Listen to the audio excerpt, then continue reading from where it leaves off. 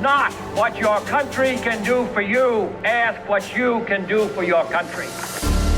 We have to rise above challenges and find strength in the midst of adversity. We are in a battle of good versus evil. Satan is the father of confusion. I don't care what they do to me. I'm going to keep calling them out. They're berserk trying to disarm Americans, and we need to push back. I'm glad you're fighting for America. There's always hope. Relish the opportunity to be an outsider, because it's the outsiders who change the world. Perhaps you were born for such a time as this.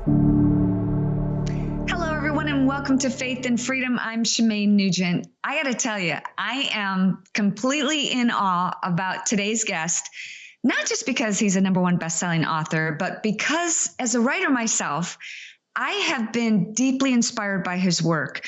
Charles Martin doesn't just tell stories. He builds worlds that pull you in and characters that you laugh with and cry with and messages and themes that you feel deep in your heart. Every word feels intentional. Every sentence is layered with meaning.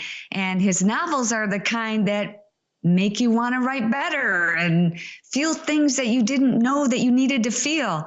Charles Martin joins me today. Charles, welcome. Hey, thanks so much for having me back. Well, I love being here.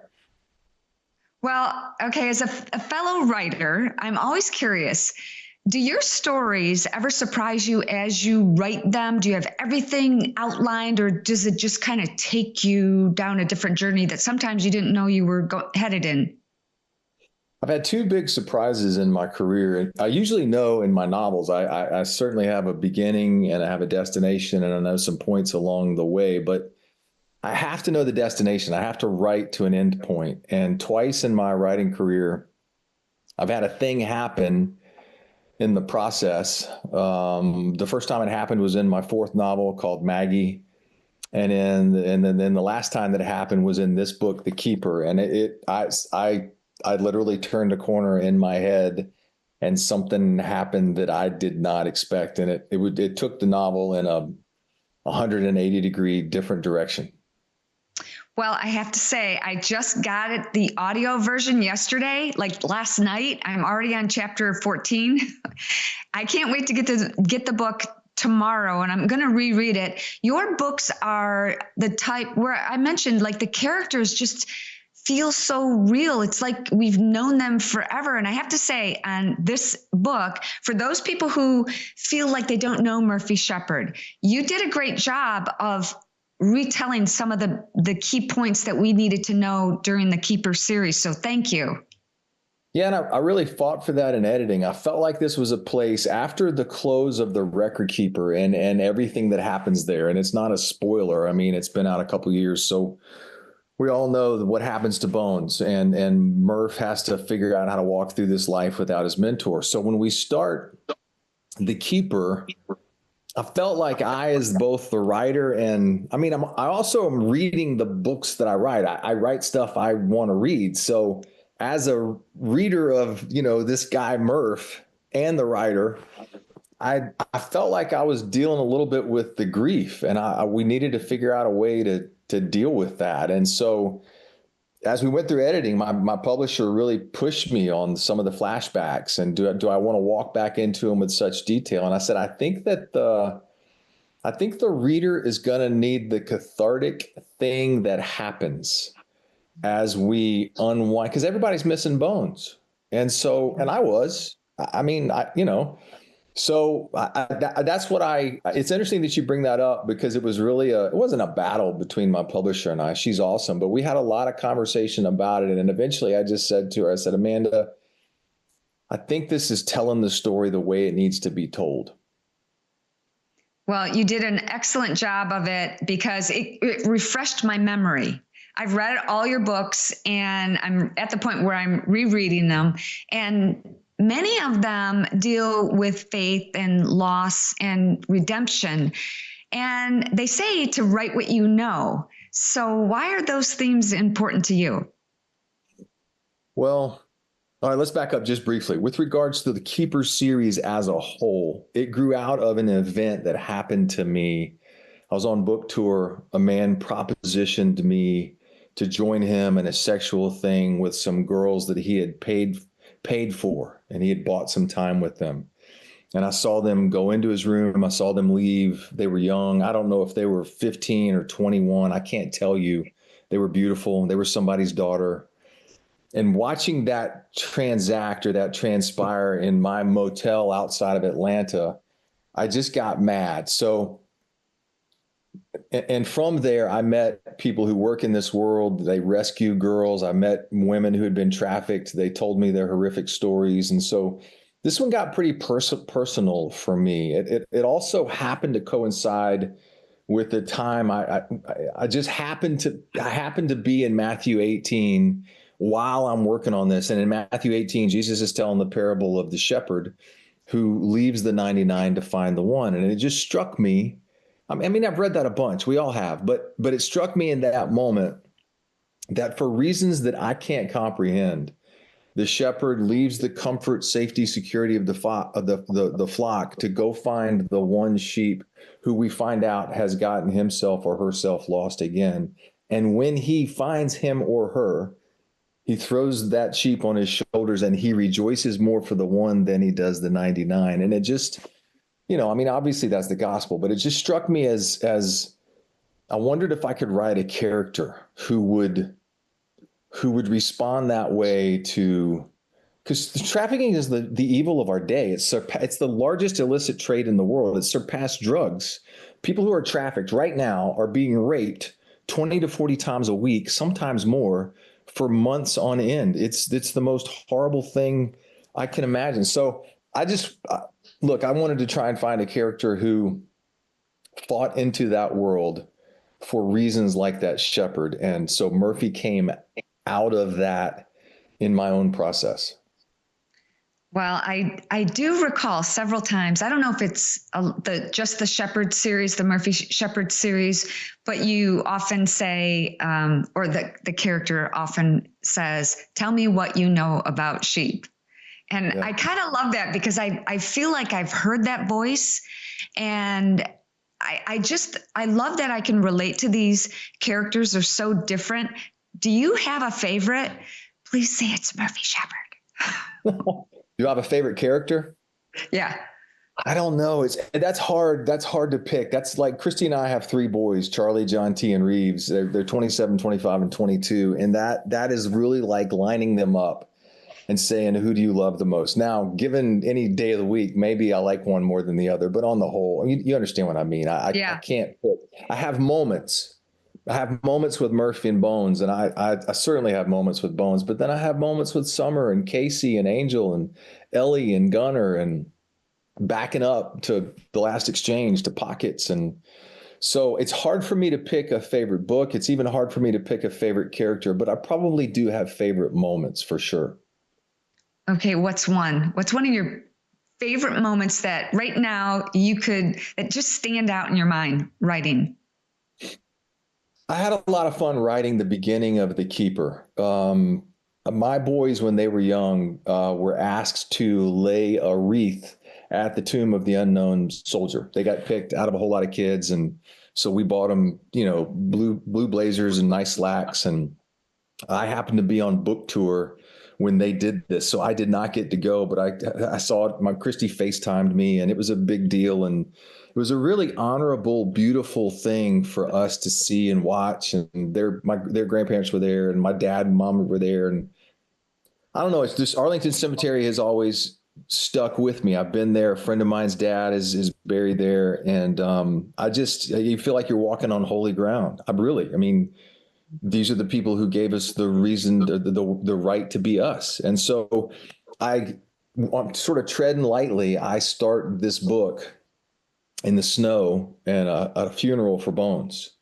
And everybody's there, all the chiefs of staffs, the vice president, the who's who. Like if there's a bomb at this thing, it's really going to mess up presidential succession. But it was a beautiful way for me to tell the story of all those people honoring Bones, because that's what I felt. It's the beginning of the mourning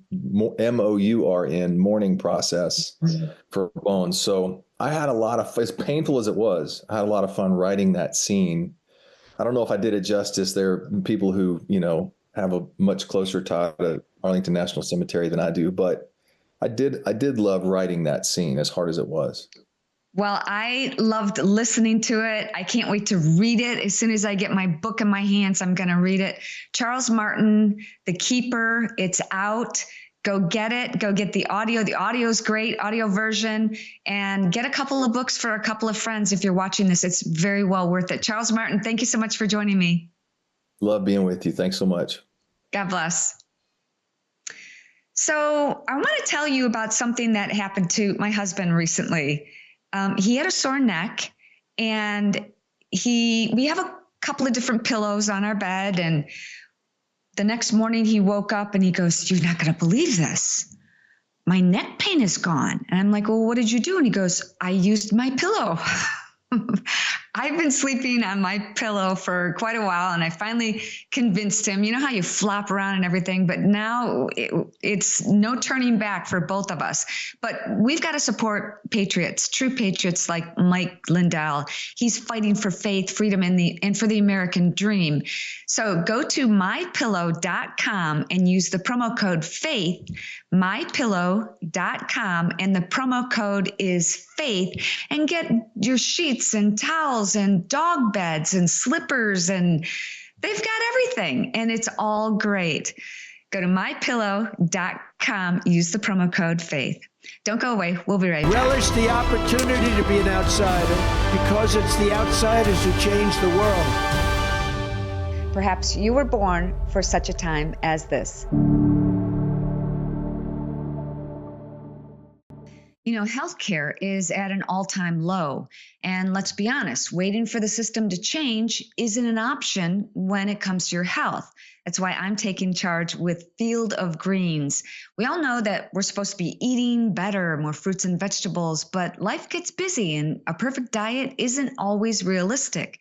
So Field of Greens makes it easy, just whole, real fruits and vegetables, carefully selected by doctors for their health benefits. One quick drink and you got a head start on your whole day.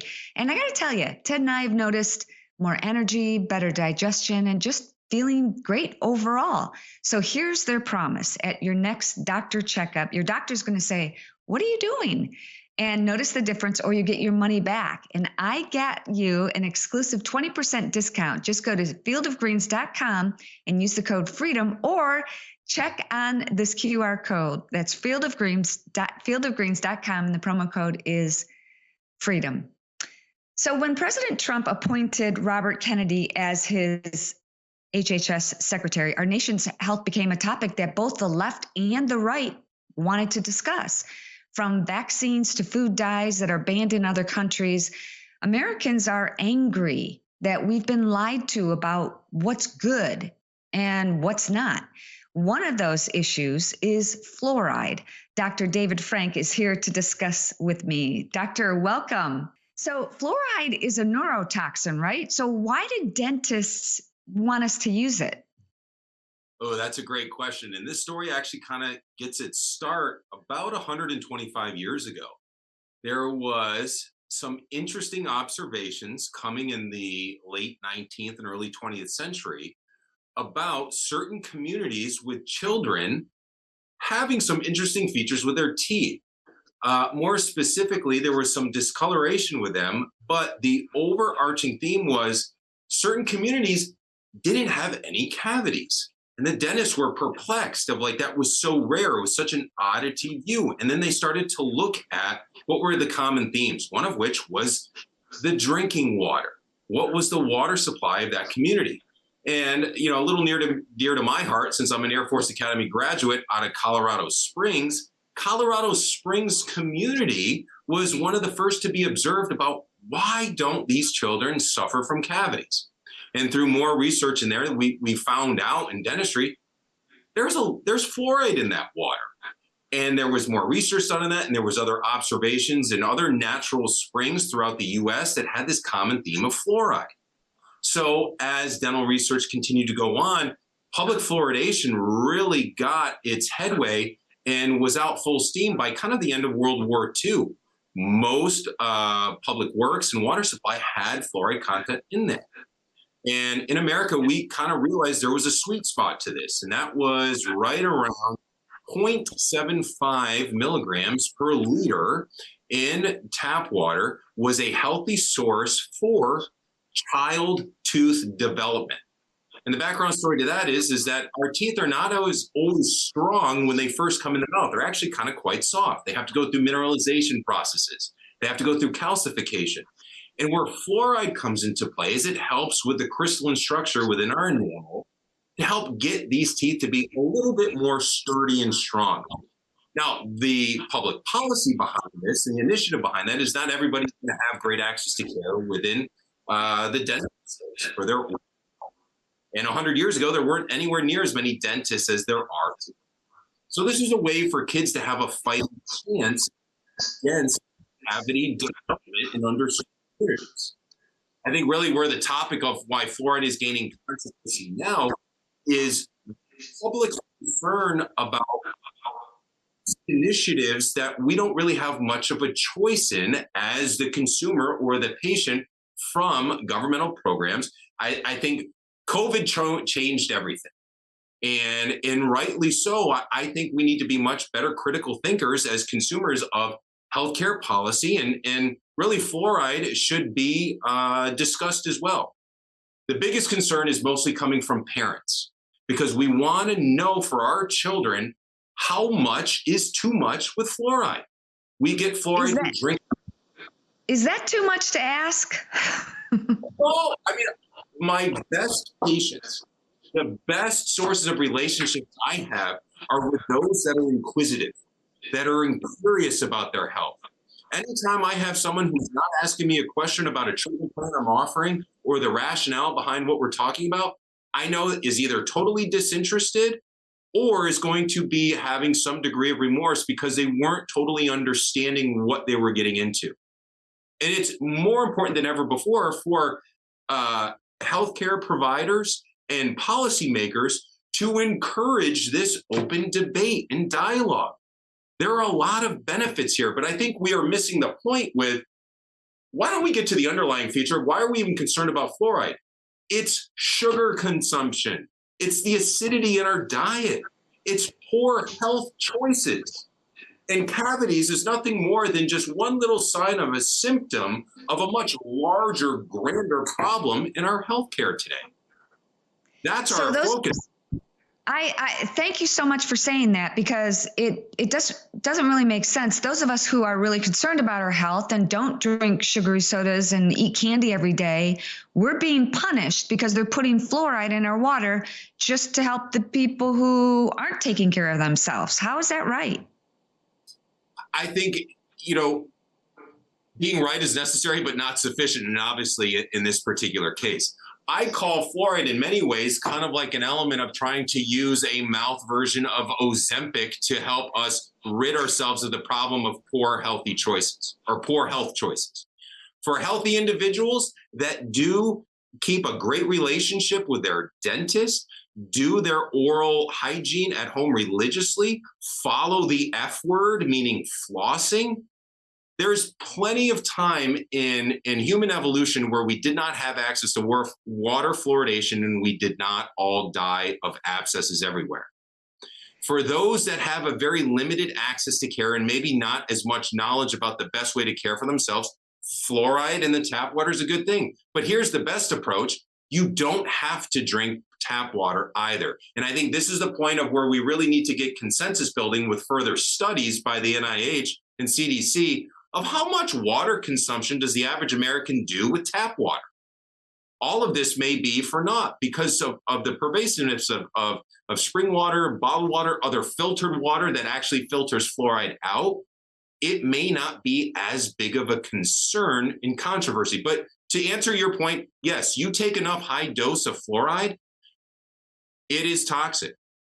But we don't want people eating toothpaste sandwiches either. And for parents, for their children here, we need to understand where our consumption of fluoride, not only from tap water, nursery water, fluoride mouth rinses, fluoride toothpaste, the parents want to know how much is too much and are we getting an overload of this? And fortunately in America, our tap water is not at the ranges of 1.5 milligrams, more importantly, 2.5 milligrams per liter, of where countries like Russia, China, and Mexico have identified cognitive defects and intellectual disabilities in children with too high of systemic fluoride consumption. So you were just in Washington, D.C. talking about this. Can you discuss anything else about that meeting? Yes. So the interesting hot topic with this is that the state of Utah has just passed a policy to remove public fluoridation from their state. And the American Dental Association is concerned about that, as I think the next upcoming state is Florida to discuss this. And our consensus, appraisal of the situation is to bring this forward to legislators to understand fluoride isn't necessarily the enemy here. Fluoride is not causing a lot of other things, especially like when we're looking at vaccines and autism and what are the ingredients in there. But we do need to be very mindful of how do we address this to the public and give the public better choice and give them better awareness of why we're even considering fluoridating water, not just saying, well, if you don't fluoride, then you're a terrible community and you're going to have all these other increased costs in dental disease or secondary to dental disease. No, we need to be open. We need to be compassionate as healthcare providers and seek to understand the real concerns our community constituents have about fluoride and any other products that are otherwise mandated to us. And be okay with people having a little resistance, especially 5 years after the aftermath of the coronavirus and policies from Fauci and others at the NIH that really kind of just put a bad taste, no pun intended, in the mouth of Americans. Good way to put it. I've got about a minute left. What's your thought on how RFK is handling health in America? Fantastic. I know that's only one word, but I would want to emphasize that about 1,000 times over. He's getting people to think. He's getting people to question the dogma behind stuff. And the most important part, he's calling into question our general behaviors as Americans when it relates to our health. To reiterate the point, fluoride is not as necessary for healthy teeth as it is for having the right diet. Reduce your acidity, reduce your processed foods, reduce your sugar consumption, and you're not going to have abscesses all over your mouth. And you're going to have fun appointments at your dentist, if you could believe me on that, to hear about how good of a job you're doing. Brushing and flossing and using the right daily home care, and you do not have to worry about whether or not fluoride's making or breaking your smile. I don't think I've ever had a fun appointment at the dentist. Dr. Frank, thank you so much. The wrong dentist, that's why. I have to come see you. Thank you for joining me. God bless. Thank you so much for your time. We'll be right back. Don't go away. Relish the opportunity to be an outsider because it's the outsiders who change the world. Perhaps you were born for such a time as this.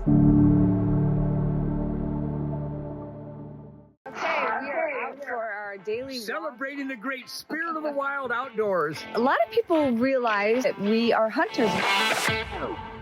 We love to hunt and we love to have pure lean venison. We're not always successful.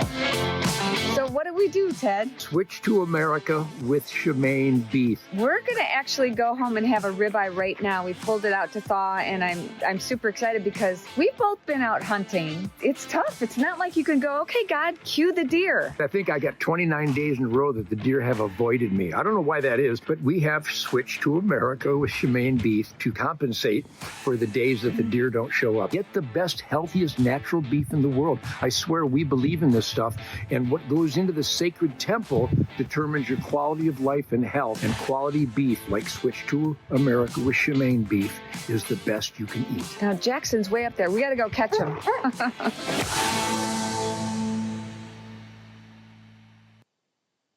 How do you know what God's purpose for your life is, especially in a world that's trying desperately to pull us in every direction but His? In Jeremiah 29:11, God says, "For I know the plans I have for you, plans to prosper and not harm you, plans to give you hope and a future." Joining us now is Pastor Anthony Thomas, pastor of Tip of the Spear Church in Naples, Florida. Pastor Anthony, how are you? Hey, doing good, Shemaine. How about yourself? Doing good now that you're here. So what does it actually look like to walk in your purpose? I think here's the awesome thing. I believe, and this is a core belief of mine, every individual has a unique part to play in God's big story. And that is, to me, that's your destiny. God formed your identity to connect with your destiny or the part you're supposed to play in this grand story of God's tapestry of people. And to me, success in life is simply fulfilling that part we were supposed to play. And that, to me, when you are walking in the role that God made for you, you are living an awesome, powerful, impacting, and you will have a successful life. So how do we know that we're on the right path? One of the ways you know you're on the right path is first, you have to know the author of that path. The Bible says God is the author and the finisher of our faith, because only He knows exactly the steps. In fact, the Bible says the steps of a godly man or woman are ordered. When you get around the author of your life, He begins to reveal to you your purpose in this life. And you can feel it. Your spirit inside of you, when you're born again, feels when you are walking in your divine purpose and destiny, because there's a grace on your life and there's a strength that comes inside of you that will make you powerful, and your life will be impacting to those around you because you're fulfilling your part. Isaiah 40 talks about those who wait upon the Lord shall renew their strength. But Pastor Anthony, waiting isn't always easy, is it? No, it's not. But the awesome thing is waiting on the Lord. And that's the difference. No one likes to wait for wait's sake. But when you're in God's presence, that's really what it's talking about. The Apostle Paul said in Ephesians 6, he said, "My brethren, be strong in the Lord and the power of His might." So we understand that strength is a person. His name is Jesus. He is strength personified. And that's why the Apostle Paul said, "In my weakness, His strength is made perfect." When we get in the presence of God, we make an exchange of our weakness, our frailties, our lacks, and we exchange for God's strengths, because God knows exactly what you and I are going to need to fulfill our destiny in our life. The other thing about strength that's powerful, God commands us to be strong. He told Joshua, He said, "Be strong and courageous. Do not be terrified. Do not be afraid, for the Lord your God is with you wherever you go." I learned this principle as a young boy. My father is a Marine Corps veteran, fought in the Tet Offensive, a man of man, and a very strong man, always has been. And I can remember as a boy feeling safe wherever I went as long as Pops was with me. And that's the command when He gave to Joshua. He said, "Be strong and be courageous." But He tells him at the end, "Because I'm with you wherever you go." So when someone is God strong, they're not strong in their self, they're strong in who's with them. And when you know God is with you, you can be strong no matter where you're at or what situation you're going through. So let's say life throws you a curveball, something that you didn't expect to see, and there's a delay or flat out detour. What do we do? How do we know that we're supposed to be strong. We know that we're supposed to wait, but what are the actual steps, Pastor Anthony, that we should take? The steps is number one, to get in the presence of God, and that's through prayer. Because remember, what threw you and I a curveball did not throw Him one. He is omniscient. He's omnipresent. You can't outthink Him. You can't hatch a plan where He can't see it. He sees every single thing that's for you. He sees every single thing that's against you, and you cannot outwit Him. That's why the Bible is one of the awesome terms. He's matchless. He cannot be beat. And so when you get in His presence, we can be honest with our feelings and our emotions and say, "God, I didn't see this coming. God, I'm hurting. God, I feel weak." That's the exchanging of our weakness to Him. But the awesome thing is when you get out of the presence of God, there will be a strength upon your life because you've been in the presence of the Almighty. One of my favorite passages, when God spoke of Joseph and what a life he lived. I mean, he had everything against him. His family members tried to break him. The government tried to break him. Colleagues tried to break him. I mean, everything around this man tried to break him. And God says at the end in Genesis 49:24, it says, his bow remained in strength, and the arms of his hands were made strong by the hands of the mighty God of Jacob. And that tells me, and that tells you, Shemaine, or anyone watching here, no matter what you're going through, if God's hands are upon your life, you will not break. I know that all of us hit breaking points where we think, God, I can go no longer. And that many times is accurate in our own strength. But it's in those moments when we get in the hands of the Almighty that he makes us strong and he allows our bow to not be broken in this thing called life. One of the things that I love most about you is when you preach, you're like fire. And I always say that if Ted was a preacher, he would be just like you. But you talk about things that a lot of other pastors don't, which is spiritual warfare. Can you describe for people what that is and how to look out for that and how to protect yourself? Spiritual warfare in its purest element is unseen forces that are trying to break you. They want to remove you out of your destiny. They want to destroy you. Jesus said the thief comes to steal, kill, and destroy. And so he wants to wipe you out from you fulfilling your purpose because he knows this. When God's purpose is on your life, it will impact many for the kingdom of God.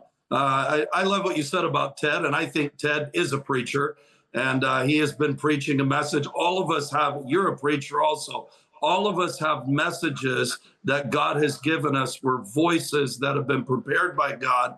God wants our voice to go out to reach people, to impact them. And one of my favorite words, to encourage them, which means to impart courage. And when we can impart courage to other people, we are fulfilling our destiny and why God put us on this earth. So for the person watching right now and feeling a little lost or unqualified, a little maybe doubting, what do you say to help them step boldly into their destiny that God's already prepared for them? Obey the calling God's given you. If you don't know what that is, ask him to reveal it to you. But one of my favorite sayings is this: we are qualified in his calling. God never called anyone that had what they needed to fulfill his task in themselves. That's pride. When we're in humility, we understand that the call that God's put on us is impossible to complete unless he gives us grace to do it. Our confidence is the fact that he who called us will give us strength, wisdom, grace, and tenacity to fulfill what he called us to do. So I'd encourage the viewers today, stay within your calling. Your calling is holy. It came from above. It will impact many. And at the end of your life, if you're obedient to the calling God gave you, you will look back and go, I spent my life well in fulfilling what my master called me to do. I love that. So for people who aren't in Naples, Florida, they can watch you online. And where is that? We're on Rumble. We got kicked off of YouTube. Go to Tip of the Spear. You can look us up, tipofthespearchurch.org. And we have messages every week that are meant to bring strength. God gave me a mandate. He said, I want the messages to be fresh bread and a fresh sword for people. That was the mandate he gave for me. So every week we come together. That is my calling, is to get in his presence, to get fresh bread to strengthen you, and fresh sword so you can go and be victorious in this fight called life. And if they're in Naples, Florida, where can they go see you in person? Just go online. On that website, it shows we've rented out different buildings. I've never made the emphasis buildings. The emphasis is on who's in the building. And if Jesus is in the building, it's going to be an awesome thing. So we've met at different places. I've been very fluent. Yes, I'd love a building someday, but the emphasis has never been on the building. It's that Jesus is there when you come in the building. I love that. Pastor Anthony Thomas, thank you so much for joining me as always. And we should do more on spiritual warfare. What do you say?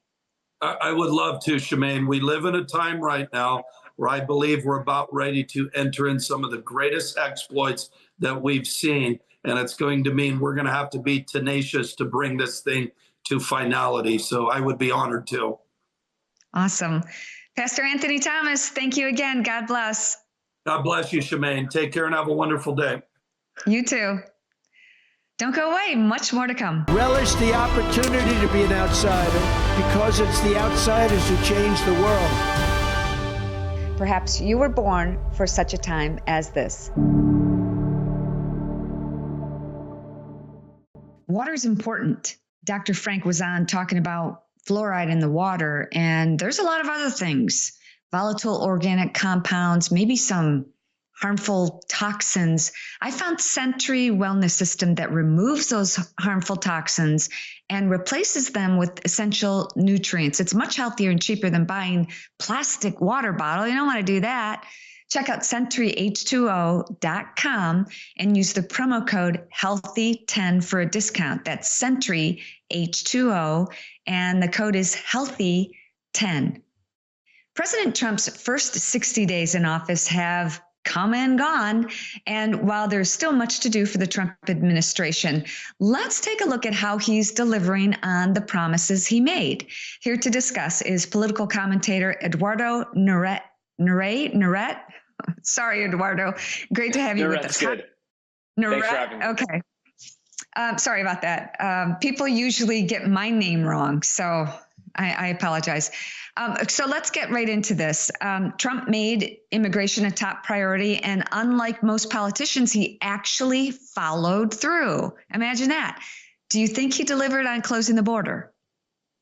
Absolutely. And I should say before answering, or I guess assessing his first 60 days in office, where I was personally the last time he left office, because I think it gives my answer and my view a little more credibility. So I have voted for Trump in every single election he's been on the ballot. I thought his first term was terrific until we got to COVID. I felt like that last year, whether it was because the Washington bureaucrats found their way to go around him, or for whether he trusted them too much. And then, like you said, on immigration, especially on that issue, I felt like he left office and we didn't get the wall as promised. We didn't deport enough illegal immigrants. And even at times under Trump, we had those caravans. So going into this second term, I, of course, supported him, but I myself was worried. Was he going to be able to fulfill on these things he said he was going to do on day one, whether it was the slew of executive orders, whether it was shutting down the border, and whether it was doing the deportations. And so I have to say I was totally wrong about having those doubts. He has proved me wrong many, many times over in his first 60 days in office. He has border crossings are down 90%. We just got the numbers yesterday. He has deported 100,000 illegal immigrants, many of them criminals, in his first 60 days in office. And I'm hoping he will up those numbers. So on the issue of immigration alone, he just proved that the entire Biden line of Biden was arguing and the Democrats were arguing, well, we need new laws to be passed by Congress to secure the border. It's out of our hands. He proved that all of that was a lie in less than 60 days. And it's just been amazing to watch. And hopefully not only can he keep it going, but what I'm looking for is the Congress to actually codify these things into law so that a future Democrat president can't come in and then undo all of this via executive order. Now, President Trump has been big on peace through strength, specifically with Russia and Ukraine. What do you think about that strategy? Has it worked?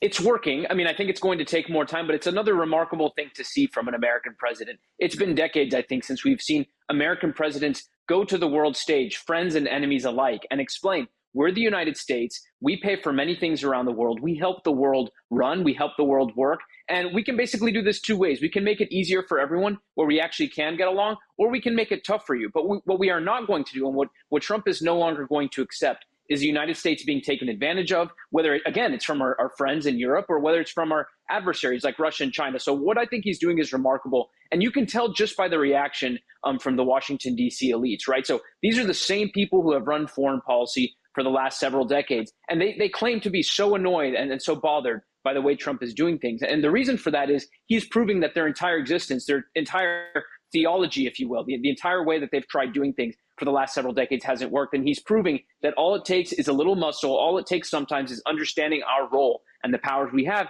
to achieve these things like peace. And why anyone wouldn't want peace, to me, is unbelievable. I mean, will we be able to get Putin to agree to these things? Will we be able to get peace in the Middle East? Time will tell, but what is the harm in trying? And I think that's all President Trump is doing by coming to the table and say, we need to achieve peace. Let's stop the killing. And actually, it will benefit everyone. It'll benefit all of us economically. It'll benefit the world if we can end some of these wars. Yeah, and he said it before. If he found a cure for cancer, somehow the Democrats would, be balking at that. He's also taken heat for Doge and cutting back on government spending, which for some reason drives the left crazy. Why do you think they have such a problem with fiscal responsibility? It's much more than fiscal responsibility. I think because they realize that Doge has the potential, and they're already doing this, but it is exposing the entire Democrat slush fund that has existed in Washington for the last 30, 40, 50 years. And what do I mean by that? You take some of these members of Congress. So they allocate spending through things like USAID. They use millions and millions, if not billions, in taxpayer dollars to go to these what are so-called nonprofits. And a lot of times they're Democrat friends, they're Democrat donors, their spouses. They live off of these nonprofits. And what Elon and Doge were able to expose is some of these organizations operating, again, supposedly as charities, were taking in billions and billions of dollars. They were paying their board members high six-figure salaries, $200,000, $300,000, $400,000 a year to push left-wing agendas and left-wing initiatives here at home and overseas. So it was really what was enabling the Democrat gravy train is what I call it to continue, whereas you can always increase government funding and it's always going to go to Democrat causes. I think that's why they were so bent out of shape about it. But something else interesting that Doge has exposed is that really the legacy media is dead. And that was something that Donald Trump helped kill off. He helped destroy the legacy media. And that might be one of his most important achievements, really one that isn't talked about enough in his first 60 days in office. And what I mean by that is we've seen all the media bloviating about Doge. We've seen these sort of fake protests, these organized protests go out there. And yet the polling remains the same. The Democrat Party's popularity amongst the American people has never been lower. So what that tells me is despite all the protests, despite all the hyperventilating by the mainstream media, they can go on and on about it, and it just won't work with the American people anymore. The American people aren't going to buy into that. They aren't listening, and so they can go on and on and on about it, but it really is having no effect in how the American people view Trump, Elon, or the Democrat Party. And here's another shift. Voters 18 to 24 are shifting towards President Trump, and that's not what the media expected. What do you think is driving that change, Eduardo? Economics and victimhood culture. So first on economics, I think many people grew up in a country thinking, if I just get a college degree and if I just work hard, if I put in the shift at work, maybe I won't end up being a millionaire, but I am guaranteed to have a better life than my parents. That was the promise of the American dream. And for the last 10 or 15 years, you talk about these young first-time voters, 18 to 20-some-year-olds, these college voters, they grew up during the Great Recession. They have seen years and years of these promises fall through the cracks. They have seen their parents grow up in an economy where even on a median wage, 10, 20, 30 years ago, Americans could afford to buy a home. The home ownership rates for our parents was much different than the ability to own a home right now. So I think growing up through that and then being in an economy where you had rampant inflation, where now it is basically impossible for someone just coming out of college to buy a home, that has not resonated well with young Americans. And they're looking at the Democrat message and saying, you people were in charge for a lot of this. You people have defended and haven't talked about it. Trump is the only one talking about it. So why am I going to vote for you? So that's certainly one element of things. And the other thing is the victimhood mentality. I think the entire left, when you look at college campuses, when you look at young Americans, this woke culture, which I know that's a term that's thrown around a lot, but if we can narrow it, it's this idea that straight white men or Christian men and women are responsible for all the problems in the United States. Minorities are inherently good people. If you're white, you're an inherently bad person. And especially if you're a young male on a college campus, because I think we saw young men especially trend towards Donald Trump. And you're existing on a college campus where everyone is telling you that you're the source of all their problems, that you're a bad person simply for an immutable characteristic, right? A characteristic you can't change about yourself. Eventually, if you demonize those people enough, they're not going to vote for you. And so I think that's what we saw with a lot of young Americans, particularly young men, again, on the issue of economics. And then again, they're just tired of this victimhood, tired of being attacked for everything, saying, I'm going to go with the guy who's going to defend me. I'm going to go with the guy who just wants every single American to have an equal shot and to be treated not for certain characteristics, not for the color of their skin, not for their sex, but treated based on their character and what they're able to contribute to society. Eduardo, thank you so much. This has been great. I hope you can come back on again soon. Will you? Thanks so much. I'd love to anytime. Okay. Thank you. God bless. Okay. Couple of announcements. I am back on Facebook, but we'll see how long that lasts. So you can follow me once again on Facebook. Thank you for sticking with me.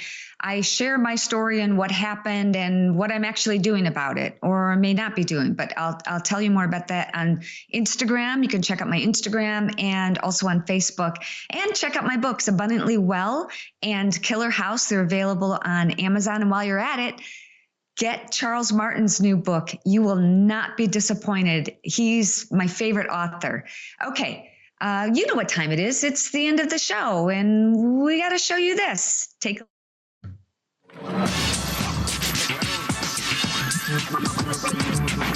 Woohoo!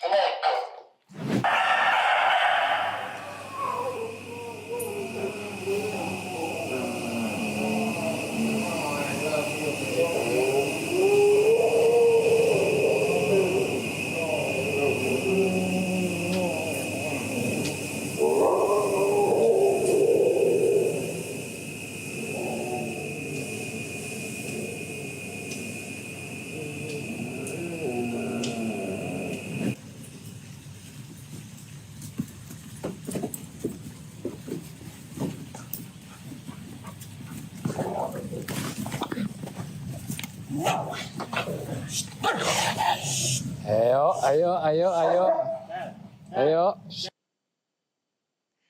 Well, I don't know about funny pet videos this week, kind of scary, but they were still fun to watch. I hope you enjoyed them. Don't forget, Esther 4:14 reminds us that perhaps you were born for such a time as this. I think about that every time I do this show and I do social media. Should I speak out? Should I say things that might get me banned on Facebook or other social platforms? And as Pastor Anthony has been telling us, yeah, we're in the fourth quarter right now. If this were a basketball game, we're looking at the fourth quarter. These are the beginnings of end of times. Nobody knows the time. It could be another 100 years, but we do need to speak out and find our calling and find our purpose. Thank you guys so much for being here. God bless you. I'll be here every Sunday. I hope you will too. Please share this show and have a great rest of your day. Relish the opportunity to be an outsider, because it's the outsiders who change the world. Perhaps you were born for such a time as this.